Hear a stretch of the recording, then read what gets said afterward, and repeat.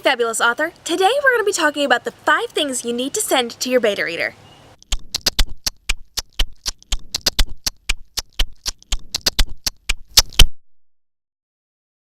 On episode 14 of RTTV, we talked all about the 5 things that you need to send to your beta reader.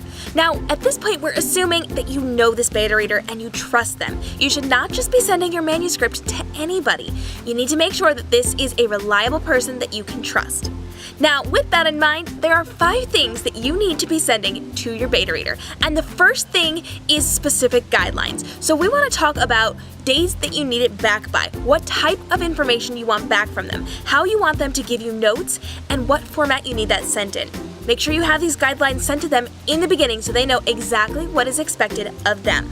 Now the second thing is to send them a properly formatted manuscript. So I am talking having your name and title on the header or in the footer of your manuscript. I need a title page that accurately reflects all of your contact information. So your name, your manuscript title, your email, your phone number if you need it, any information that would help them to identify you, especially if their file gets lost somewhere on their computer or they find it in an email years down the road. You want to make sure that people are able to reach you if they need to contact you. So give them a properly formatted manuscript that is easy for them to read, it is spaced properly so that they can see everything, and they are ready to go. The third thing that you need to send them is a to be aware of list. So this is a list of things that you want them to be aware of as they are going through your manuscript. So give them things like look for plot holes and look for things that don't make sense. If you want them to be aware of spelling and grammar issues, this is the time to tell them as well. Make sure that you have a list of things that they should be keeping an eye out for as they are going through your manuscript. Now the fourth thing is your after reading questions. So after they have read your manuscript, send them a list of questions that they can pull up and answer. Does this make sense? Does this fit with the story? Do you believe this part of the character's story? Does this make sense logically with what I am saying? Is this part really necessary? Give them a list of very specific questions about your characters, about your scenes, and about the way that you are writing so that they can answer them in the best way possible to help you to edit your book later on. The last thing that you need to be sending them is a follow-up. So after they have done all of this hard work for you, you need to be thanking them. Send them an email thanking them for all of their hard work, give them credit for everything that they have done, and make sure that you really pull out that you appreciate all of the hard work that they have put into it. Because let's face it, reading a book takes time, and reading a book to critique it and make sure it's perfect takes so much more time. You really need to value the time and assistance that they are putting into this for you. So make sure that you call them out publicly for this as well.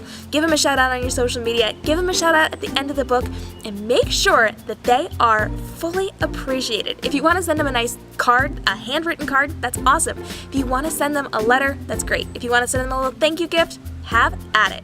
Maybe you want to give them a little $5 Amazon gift card to thank them. It doesn't matter what you do, just make sure that you make the effort to go above and beyond to thank your people because they deserve it.